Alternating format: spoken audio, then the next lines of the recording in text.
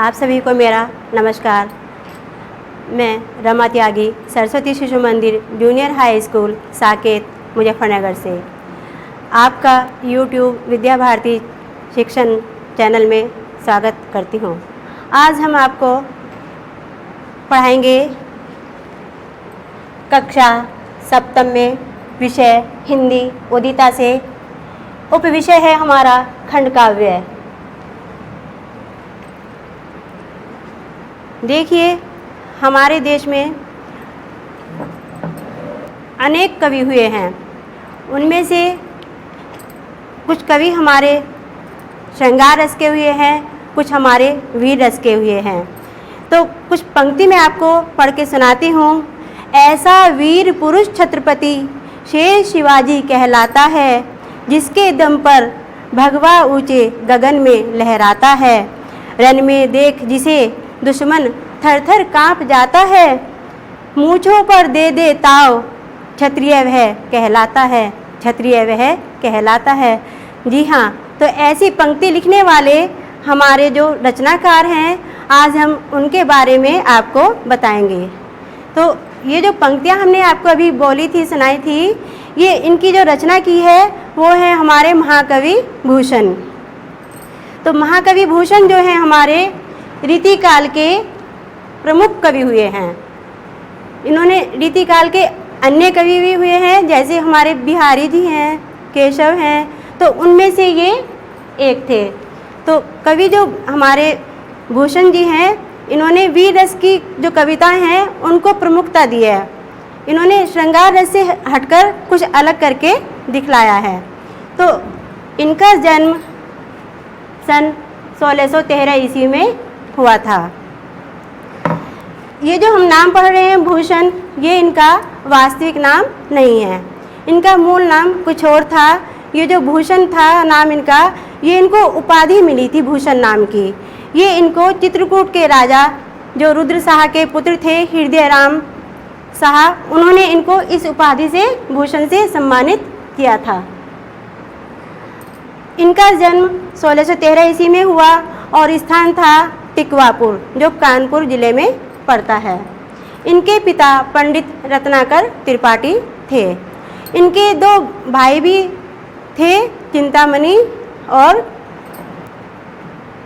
मतीराम। ये दोनों भी कवि हुए हैं। ये इन दोनों ने भी वीर रस की कविताओं को ही लिखा है। कौन कौन थे?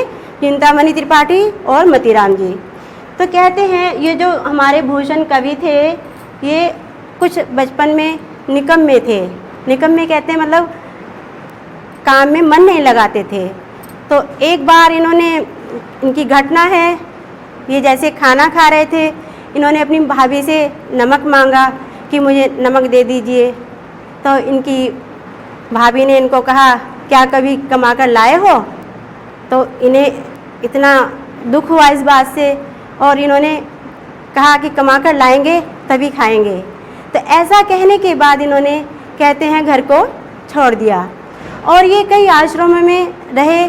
कभी किसी के आश्रम में रहे, कभी किसी के आश्रम में रहे। ये जो कवि होते थे, जो भी कवि होते, जैसे भूषण जी हैं या अन्य कोई कवि हैं, पहले जो कवि होते थे वो राजा के दरबारी कवि होते थे। किसी राजा के दरबार में रहकर ये वो कविता करते थे। तो भूषण भी ऐसे ही कवि थे। इन्होंने भी फिर छत्रसाल जो राजा हुए हैं, शिवाजी राजा हैं, उनके दरबार में रह करके कविताएं लिखी हैं। तो इन्होंने अपनी जो आदर्श माना, शिवाजी को माना, और शिवाजी के ये आश्रम में रहे और उन्हीं के ऊपर इन्होंने वीर रस की कविताएं लिखी हैं। इनका उद्देश्य सिर्फ यही था कि हिंदू जाति का गौरव बढ़े, उसका सम्मान हो और उसके साम्राज्य का विस्तार हो। तो इन्होंने शिवाजी को अपना आदर्श मानते हुए वीर रस की कविताएं लिखी हैं। इनकी जो प्रमुख रचनाएं हैं, 3 इनके ग्रंथ हैं प्रमुख।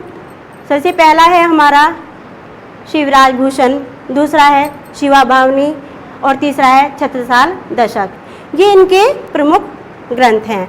इन्होंने जो अपनी ग्रंथों में भाषा का प्रयोग किया है, वह ब्रज भाषा का प्रयोग किया है। और जैसे हम आपको बता रहे हैं कि इनका जो उद्देश्य था वीर रस की कविताएं लिखना था, तो इन्होंने जो रस को अपनाया है वीर रस को ही अपनाया है। और इनकी जो मृत्यु हुई थी वो हुई थी सन 1715 ईस्वी में।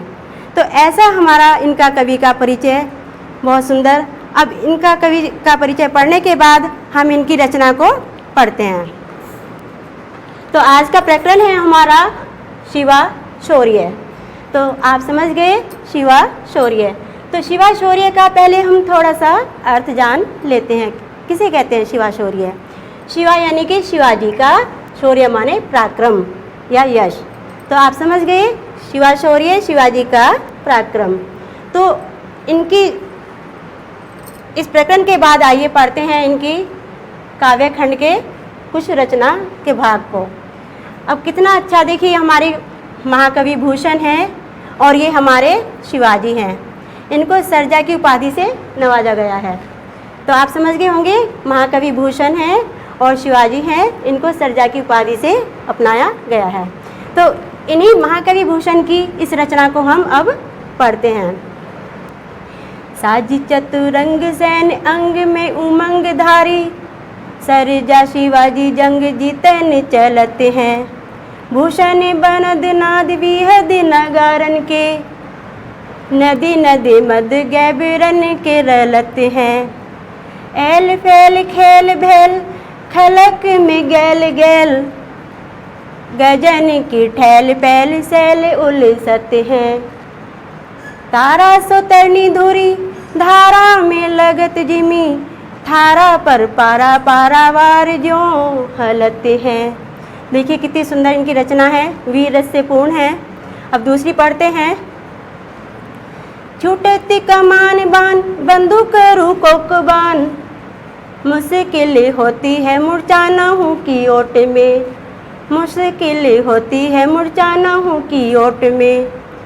ताही समय से विराज हुकुम के हल्ला कियो, दावा बांधी देशिन पे बीरन ले जोट में, दावा बांधी देशिन पे बेरिन ले जोट में।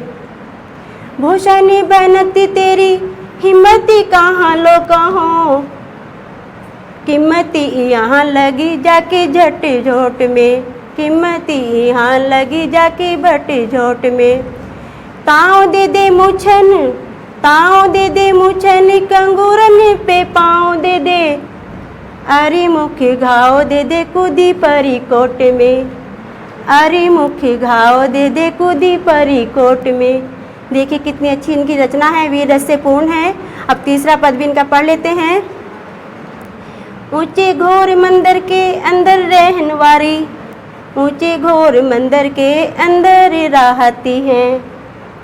कंदमूल भोग करें, कंदमूल भोग करें, तीन बेर खाती तीवे तीन बेर खाती हैं, तीन बेर खाती तीवे तीन बेर खाती हैं। भूषण शीतल अंग, भूषण शीतल अंग, विजन डुलाती तीवे विजन डुलाती हैं। भूषण बनत से विराज वीर तेरे त्रास, नगन जड़ाती तीवे नगन जड़ाती हैं, नगन जड़ाती तीवे नगन जड़ाती हैं। तो हाँ, ये है इनकी रचनाएं। अब इनकी रचना पढ़ने के बाद इनमें जो कठिन शब्द आए हैं हम उनका काठिन्य निवारण कर लेते हैं।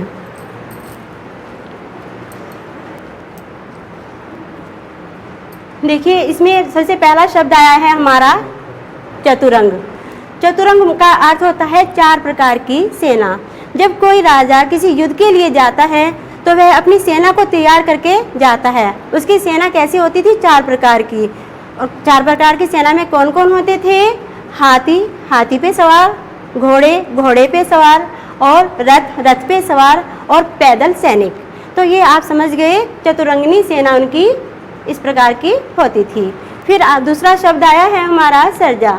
सर्जा ये शिवाजी की उपाधि है, यानी कि वीर पुरुष।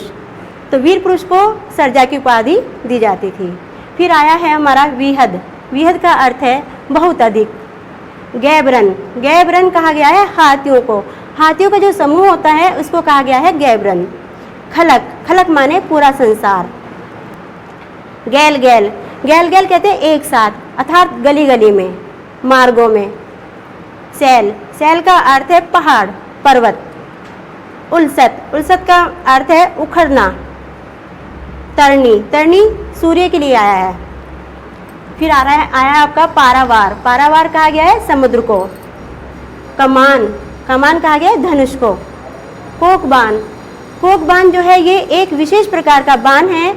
इसमें से एक विशेष प्रकार जब इसको चलाया जाता है तो ध्वनि निकलती है। आपने जैसे महाभारत के और रामायण के सीरियल भी देखे होंगे, जब उनमें से बाण चलते थे तो वो कोई बाण अलग ध्वनि निकालता था, कोई बाण अलग ध्वनि निकालता था। तो ये भी इनकी सेना में एक कोक बाण विशेष प्रकार का बाण था जिसकी अलग ही ध्वनि थी। मूर्चानहु, मूर्चानहु कहते हैं मोर्चा, यानी कि युद्ध स्थल। जिस युद्ध स्थल में खड़े होते थे उसको कहते थे मूर्चानहु। दावा बांध, दावा बांध कहते हैं गर्जना करके, यानी कि दहाड़ करके। द्वेषिन पे, द्वेषिन कहते हैं शत्रुओं पर। द्वेष यानी कि समझ से भी, इसे लिखने से भी समझ में आ रहा है कि शत्रुओं पर।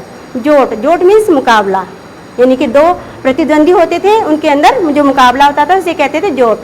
किम्मती, किम्मती माने कीमत अर्थात मूल्य। कोट, कोट माने किला। त्रास, त्रास माने भय। मंदिर, मंदिर कहते हैं अट्टालिका। ऊंची ऊंची जो अट्टालिकाएं होती थी उनको कहते थे मंदिर। और ये मंदिर इसमें हमारे पद में 2 बार आया है। पहले का तो हमने आपको अर्थ बताया मंदिर का अट्टालिका, यानी कि ऊंचे ऊंचे भवन। और दूसरा जो मंदिर आया है उसका अर्थ है गुफा। फिर आया है एक शब्द इसमें बीजन, बीजन भी हमारे इसमें शब्द में 2 बार आया है पद में। तो पहले जिसे गांव में बीजना भी कहते हैं, आपने सुना होगा। तो यहीं पर इसमें शब्द में आया है इसको बीजन। तो बीजन माने आपका पंखा, और दूसरी बीजन का अर्थ हो गया जंगल में भटकना। जब एक शब्द 2 बार आता है तो उसके 2 ही अर्थ निकलते हैं, तो आप समझ गए काठिन्य निवारण। तो चलिए अब पढ़ते हैं शिवा शौर्य। तो शिवा शौर्य जैसे आपको मैंने बताया था, जब इसका प्रकरण बताया था कि ये शिवाजी का पराक्रम है, तो उनके पराक्रम के ऊपर ही हमने अभी कविता उनकी पढ़ी थी। तो इसमें जो है कवि राष्ट्रीय भावनाओं की सशक्त अभिव्यक्ति करना चाहता है, अर्थात अन्याय और अत्याचार के विरुद्ध लड़ना चाहता है। अपनी कविता के माध्यम से, अपनी बात के माध्यम से वह यह संदेश देना चाहता है कि हमें अत्याचार को नहीं सहना है। इसमें वीरोचित गुणों से युक्त है, यानी कि जो हमारे वीर हैं उनके गुणों को प्रदर्शित किया गया है, और ओज गुण है इसमें। तो ये हमारी भूषण की रचना है। इसमें अभी हमने पहला छंद आपको पढ़ के सुनाया था। साजी चतुरंग सैन अंग में उमंग धारी, सरजा शिवाजी जंग जीतन चलत हैं। तो ये जो हमारा पूरा पद है, ये हमारा पूरा पद जो है, इसमें शिवाजी की चतुरंगनी सेना का वर्णन किया गया है पूरे पद में, कि किस प्रकार से अपनी वह चतुरंगनी सेना को सजाकर चलते हैं। और चतुरंगनी सेना में हमने आपको समझाया था कि हाथी, घोड़े, रथ और पैदल सैनिक होते हैं। तो इस पद में इन्होंने जो वर्णन किया है, ये हाथियों वाली सेना का वर्णन किया है कि किस तरह से हाथियों की सेना पराक्रम के लिए युद्ध की ओर प्रस्थान कर रही है। इसमें एक तरह से देखा गया युद्ध का जीवंत वर्णन है, यानी कि सजीव वर्णन है। ऐसा लग रहा है मानो हम युद्ध को देख रहे हैं। तो चलिए पढ़ते हैं इन पंक्तियों को। साजी चतुरंग सैन अंग में उमंग धारी, सरजा शिवाजी जंग जीतन चलते हैं। देखिए चतुरंग आपको समझा दिया था, और उमंग कहते हैं उत्साह को, और सरजा कहते हैं सरताज, यानी कि एक उपाधि थी, ये हमने समझाया था आपको। और जंग कहते हैं युद्ध को, कि शिवाजी जो हैं अपनी 4 प्रकार की सेना को सजाकर युद्ध के लिए प्रस्थान करते हैं, यानी कि युद्ध में विजय प्राप्त करने के लिए जाते हैं। भूषण बनत नाद विहद नगारन के, नदी नदी मद गैबिरन के रलते हैं। क्या कह रहे हैं? भूषण बनत, यानी कि भूषण कवि कहते हैं, बनत कहते हैं। नाद माने ध्वनि, नगारन कहते हैं नगाड़ों की आवाज़, और नद कहते हैं नाले, नदी और नाले, और गैबरन कहते हैं हाथियों को, और रलत कह रहे हैं बह रहे हैं। जब कवि ये जो शिवाजी हैं अपनी सेना को सजाकर चलते हैं, हाथियों वाली सेना को लेकर चलते हैं, तो उस समय जो है हमारे नगाड़ों की आवाज़ से पूरा युद्ध स्थल गूंज जाता है। जब कोई सैनिक निकलते हैं तो नगाड़ों की ध्वनि होती है, बहुत ज़ोर से नगाड़े बजाए जाते हैं, तो उससे वह बहुत ज़ोर की आवाज़ से वह ध्वनि से गूंजने लगते हैं। और जो हमारे हाथी हैं कहते हैं वह भी मद हो जाते हैं। आपने हाथियों को देखा होगा, जब युद्ध के लिए चलते हैं तो उनमें भी एक उत्साह, एक जोश, एक पराक्रम सा आ जाता है। और कहते हैं, इसमें लिखा है मद, यानी कि उनके जो कान होते हैं, कनपटी होती हैं, उनसे एक स्राव बहना शुरू हो जाता है खुशी से। तो उसे क्या कैब रन के रलत हैं, वो जो है इतना बह रहा है, इतना मद उनके कानों से बह रहा है कि उससे नदी नद, जो नदी और नाले हैं वो सारे भर के चल रहे हैं। समझ गए? फिर अगली पंक्ति है, एल फैल खेल भैल खलक में गैल गैल गजन की ठैल पैल सैल उलसत है। देखिए, एल फैल कहते हैं सेना के फैल जाने से, जो सेना थी वो चारों तरफ युद्ध के लिए फैल जाती है। और खेल भैल कहते हैं खलबली, फिर खलक आपको बताया था संसार, और गैल गैल गली गली में, यानी कि जो हाथियों की सेना थी, जो उनकी पैदल सेना थी, वो चारों तरफ फैल जाती है और पूरे संसार में क्या मचा देती है? खलबली मचा देती है। गजन की ठैल पैल सैल उलसत हैं, गजन हमने आपको बताया था हाथियों की, तो ठैल पैल कहते हैं धक्कों से। जब हाथी आपस में, बहुत सारे हाथी हैं और एक युद्ध के मैदान में आके लड़ने के लिए तैयार हैं, तो वो आपस में टक्कर मारते हैं एक दूसरे को, उनमें धक्का लगता है। कहते हैं कि जब उनमें आपस में टक्कर मारते हैं, धक्का मारते हैं, तो उससे क्या होता है? सैल उलसत है, अर्थात पहाड़ भी उखड़ने लगते हैं। इतना तेज कंपन उनके चलने से, उनके धक्कों से हो रहा है कि पहाड़ भी उखड़ जाते हैं। तारा से उतरनी धुरी धारा में लगत जिमी, थारा पर पारा पारावार ज्यों हलत है। और देखिए कैसा यहाँ पे दृश्य हो जाता है कि जो हमारा वहाँ पे उनकी चलने से जो धूल उड़ रही है, उन धूल उड़ने से जो आकाश में धूल चली जाती है, उससे तारा से तरनी, यानी कि जो हमारा तरनी माने सूर्य, सूर्य भी छोटे तारे के समान दिखाई देता है उस धूल के अंदर से। और धारा में लगत जिमी, और ऐसा लग रहा है कि जैसे यह एक छोटा सा तारा बन गया है। इन धूल उड़ने से सूर्य भी हमारा एक तारे के समान दिखाई दे रहा है। और क्या कह रहे हैं? थारा पर पारा पारावार जो हलत हैं, और धरती पर इतना कंपन हो रहा है, उससे जो हमारा समुद्र है वह भी हिलने लगा है। और वह कैसा प्रतीत हो रहा है? समुद्र हमारा ऐसा प्रतीत हो रहा है जैसे किसी थाली में कोई पारा हिल रहा हो। तो आप समझ गए होंगे कितना सुंदर भाव, कितना सुंदर शौर्य का, पराक्रम का इसमें वर्णन किया गया है। तो ये थी हमारे पहले पद की व्याख्या। अब आइए दूसरा पढ़ते हैं। छूटत कमान बान बंदूक रोक बान, मुश्किल होती है मूर्छा नहुं की ओट में। अब इन पंक्तियों में कवि ने शिवाजी की जो विशाल सेना है उसका, उसके साहस का, उसके उत्साह का वर्णन किया है कि कैसे वो युद्ध को लड़ते हैं। छूटत कमान बान, यानी कि युद्ध के मैदान में धनुष से बाण छूट रहे हैं। और कैसे बाण छूट रहे हैं? बंदक और कोक बाण, बंदूकों से गोले छूट रहे हैं। और कोक बाण, एक विशेष प्रकार के बाण छूट रहे हैं जो बहुत ज़्यादा ध्वनि करते हैं, शोर करते हैं। तो ऐसा यहाँ पे युद्ध में वर्णन दिखाया गया है। मुश्किल होती है मूर्छानों की ओट में, क्या कह रहे हैं? जो वहाँ पे सैनिक हैं वो भयंकर युद्ध कर रहे हैं, और इस युद्ध में उनको मूर्छानों कहते हैं। मोर्चे जो यहाँ पे युद्ध स्थल जो जहाँ पे वो खड़े हैं, वहाँ पे उनको अपने प्राणों की रक्षा करना मुश्किल हो रहा है। तो ताही समय से विराज हुकुम के हल्ला कियो, दावा बांधी देशिन पे बीरन ले जोट में। क्या कह रहे हैं? उसी समय, ताही समय माने उसी समय शिवराज जी ने हुकुम के हल्ला किया, अपनी सेना को आदेश दिया, अपने जो उनके मराठे वीर थे उनको आदेश दिया आक्रमण करने के लिए। दावा बांधी देशिन पे बीरन ले जोट में, कि जो तुम्हारा जो गर्जना करके कहा, दावा बांधी कहते गर्जना करके, देशिन कहते शत्रुओं पर, कि तुम जो है शत्रुओं की सेना पर टूट पड़ो। जो शत्रु की जो सेना थी वो भी उनके युद्ध को देख के, उनके जो सेना थी शत्रुओं की, उनकी जो सेना के उसमें भी बीच में भी एक तरह से शोक सा छा गया कि अरे भाई ये तो बहुत विशाल सेना है। तो क्या कह रहे हैं कि जब शिवाजी ने उनको अपनी सेना को हुक्म दिया कि आक्रमण कीजिए, उन्होंने ऐसा आक्रमण करा कि जो शत्रु थे, हमारे प्रतिद्वंदी थे, वो भी एक बार डर गए, सहम से गए। और उनके जो समूह था उसमें भी शोक सा पड़ गया। भूषण बहनत तेरी हिम्मत कहाँ लो कहो।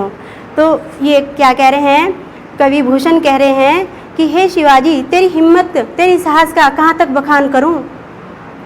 कीमती यहाँ लगी है जाकी भट झोट में, कि इस वीरों के समूह में इस यहाँ पे जो ये वीर लड़ रहे हैं इसमें तुम्हारे जो है बहुत बड़ी प्रतिष्ठा है, इसमें आपको अच्छे से युद्ध करना है।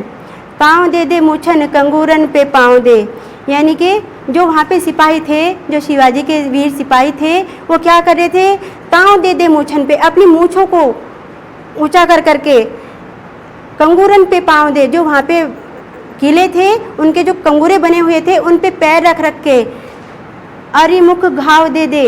अरि कहते शत्रु, शत्रु के जो मुख थे उन पे प्रहार करके कूदी परे कोटि में, और वे किले में कूद जाते हैं। तो कितना सुंदर इसमें वर्णन किया है, वीर रस से पूर्ण कविता है। और यहाँ पे जो आपके शब्द आए हैं ताव, पाँव और घाव, इन सब में अंत्यानुप्रास अलंकार है। अंत्यानुप्रास अलंकार यानी कि इनके अंत में एक ही वर्ण की आवृत्ति हो रही है व्यवर्ण की, तो इसलिए ये यहाँ पे अंत्यानुप्रास अलंकार है। और वीर रस का तो पूरी कविता में वर्णन है ही। अब पढ़ते हैं इनका अंतिम और तीसरा पद। ऊंचे घोर मंदिर के अंदर रहनवारी, ऊंचे घोर मंदिर के अंदर रहाती हैं। देखिए इन पंक्तियों में शिवाजी ने, कवि ने जो वर्णन करा है, जो शिवाजी की जो सेना है ना, जो शिवाजी का जो सेना है उसके आतंक और भय का इसमें वर्णन किया गया है कि जो मुगलों की रानियां थी उन पे क्या प्रभाव पड़ता है। कहते हैं ऊंचे घोर मंदिर के अंदर रहने वाली, ऊंचे घोर मंदिर के अंदर रहाती हैं। क्या कह रहे हैं शिवाजी भूषण कवि कि शिवाजी का इतना आतंक और भय उनके अंदर है, जो मुगलों की जो बेगमें थी वो जो ऊंचे ऊंचे महलों के अंदर रहती थी, अब वो कहाँ रहने लगी हैं, ऊंचे घोर मंदिर के अंदर रहाती हैं। यानी कि वो अपने घरों को छोड़ के, भय से आतंक से अपने घरों को छोड़ गई हैं और कहाँ चली गई हैं, गुफाओं में चली गई हैं, गुफाओं में रहने लग गई हैं। अब तो कंदमूल भोग करे, कंदमूल भोग करे, 3 बेर खाती थी वे 3 बेर खाती हैं। अब क्या वर्णन किया गया है कि जो रानियां जो उनकी बेगमें थी वो मिष्टान खाती थी, फल खाती थी, मेवाएं खाती थी, और अब क्या खाती हैं, अब कंदमूल भोग करें। अब जंगलों में रह रही हैं तो वहाँ क्या खाएंगी, कंद की जड़ों को खोद खोद कर खा रही हैं। इतना आतंक, इतना भय उनके अंदर है। 3 बेर खाती थी वे 3 बेर खाती हैं। वे जो बेग में जो 3 बार भोजन अच्छा उनके सामने थाल परोस के आता था उसको खाती थी वे, और अब क्या कर रही हैं, वे 3 बेर खाती हैं। अब जंगल में हैं तो 3 बेर फल खा कर ही वे अपना गुजारा कर रही हैं। भूषण शिथिल अंग, भूषण शिथिल अंग, क्या कह रहे हैं कि वे बहुत अधिक गहने पहनती थी, और जब वे जंगलों में भाग गई हैं, जंगलों में चली गई हैं, घरों को छोड़ के चली गई हैं, तो उनके जो भूषण शिथिल अंग, उनके जो अंग है, शरीर है, आभूषणों से रहित हो गए हैं, यानी कि उनके ऊपर अब आभूषण नहीं रहे हैं। और वे भूषण शिथिल अंग, दूसरा भी भूषण आया है, यानी कि अब वे भूख से व्याकुल हो गई हैं, पीड़ित हो गई हैं, और उनके अंग जो हैं शिथिल हो गए हैं। इन पंक्तियों में कवि ने अतिशयोक्तिपूर्ण अलंकार का वर्णन किया है, यानी कि एक बात को बढ़ा चढ़ाकर बताया गया है। एक शब्द के 2 अर्थ हैं और उनको बढ़ा चढ़ाकर बताया गया है। विजन डुलाती थी वे विजन डुलाती हैं। देखिए जो कभी दासियों से पंखे करवाया करती थी, वे जो रानियां जब महलों में बैठती थी तो दासियां उनकी पंखे करने के लिए आती थी, यानी कि विजन जो हमने बताया था पंखा बीजना, यानी कि उनको वो करने आती थी, हवा करवाती थी। और अब वे क्या कर रही हैं, विजन डुलाती हैं, यानी कि जंगलों में भटक रही हैं वे रानियां जिनके इतने ठाट बाट थे। तो यहाँ पे हमारा यमक अलंकार है। हमने पहले बताया था आपको, जब एक शब्द के 2 अर्थ निकलते हैं तो वहाँ पे यमक अलंकार होता है। भूषण भनत से विराज वीर तेरे त्रास, नगन जड़ाती थी वे नगन जड़ाती हैं।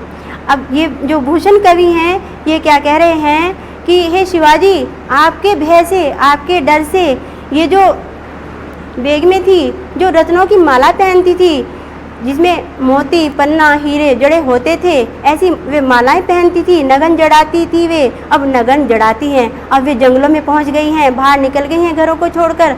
तो अब वे सर्दी में भी कम वस्त्रों में अपना गुजारा कर रही हैं, अर्थात नगन जड़ाती हैं, सर्दी में ठिठुर रही हैं।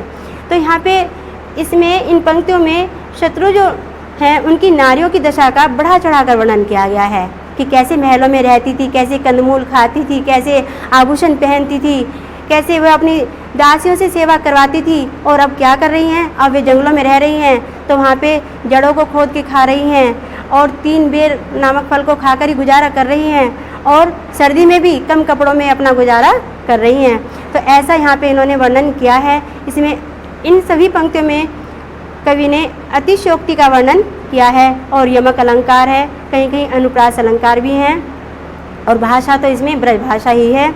तो अब इनको पढ़ने के बाद थोड़ा सा हम पढ़ लेते हैं इनके अभ्यास से प्रश्नों को।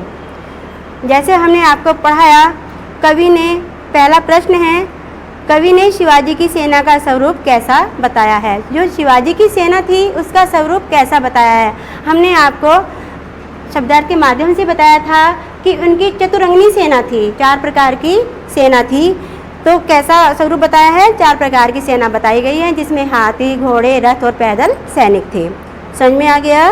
विशाल सेना के चलने से, उड़ने वाली धूल से आकाश में चमकने वाला सूर्य कैसा दिखाई देता है। दूसरा प्रश्न हमारा, तो क्या कह रहे हैं, जब विशाल सेना चल रही है उससे जो धूल उड़ रही है उससे आकाश में चमकने वाला सूर्य कैसा दिखाई दे रहा है। आपने पढ़ा था कि आकाश में जो सूर्य था वह तारे के समान दिखाई दे रहा है। इन पंक्तियों में हमने पढ़ा था, थारा पर पारा, पारावार ज्यों हलत हैं, तारा सो तरनी धुरी, धारा में लगत जिमी। यानी कि जब धूल उड़ के आकाश में पहुंच जाती है तो हमारा सूर्य भी धूमिल हो जाता है और एक तारे के समान चमकता है। समझ में आ गया। तीसरा प्रश्न है, कोक बाण किस प्रकार का बाण है। जब हमने इसका शब्दार्थ बताया तभी बताया था कि यह एक विशेष प्रकार का बाण है जिसके चलने से एक विशेष ध्वनि निकलती है। ठीक है। 33 करोड़ देवता महाराज शिवाजी के यश में किस प्रकार खोए हुए हैं। देखिए, तो किस प्रकार खोए हुए हैं, उनके पराक्रम, उनकी वीरता को देख के वो प्रसन्न हो रहे हैं, खुश हो रहे हैं। तो इस प्रकार से ये हमारे प्रश्नोत्तर समाप्त हो गए। अब पढ़ते हैं हम भाषा की बात। तो भाषा की बात में आपको बताते हैं कि ये जो बिंदु होता है, ये इसको कहते हैं अनुस्वार। क्या कहते हैं इसको, अनुस्वार। और ये जो मात्रा होती है इसको कहते हैं अनुनासिक। इसको क्या कहते हैं, अनुनासिक। तो इसी प्रश्न में हमारा आया है कि 2-3 इन्होंने शब्द दिए हैं, आँख, गाँव, मुँह, 5। तो इन पे हमें अनुस्वार लगाना है या अनुनासिक लगाना है। तो आँख, आँख पे आपको पता है हमारा अनुनासिक लगेगा, अर्थात चंद्र बिंदु लगेगा। ऐसे गाँव पे लगेगा, मुँह, 5 सब पे हमारा चंद्र बिंदु ही लगेगा, अर्थात अनुनासिक हमारा लगेगा। फिर एक शब्द आया है इसमें, हमने आपको बताया था कि इसमें अनुस्वार होता है। ये अनुस्वार, इसे बिंदु को अनुस्वार कहते हैं। जैसे हमारा इन्होंने शब्द दिया है गगा, तो गगा तो नहीं होता, तो इस पर जब हम अनुस्वार लगा देंगे तो ये बन जाएगा हमारा गंगा। ऐसे ही गदा, गदा पे जब अनुस्वार लगा देंगे तो बन जाएगा गंदा। कपन, कपन में जब हम अनुस्वार लगा देंगे तो बन जाएगा कंपन। चचल, चचल में जब अनुस्वार लग जाएगा तो बन जाएगा चंचल। तो आपके समझ में आ गया कि अनुस्वार और अनुनासिक कैसे लिखे जाते हैं। फिर हमारा इस कविता में जहाँ एक ही शब्द की 2 बार वर्ण आए तो उसके अर्थ भी अलग अलग होते हैं और वहाँ पर यमक अलंकार होता है। जैसे हमने पढ़ा था, 3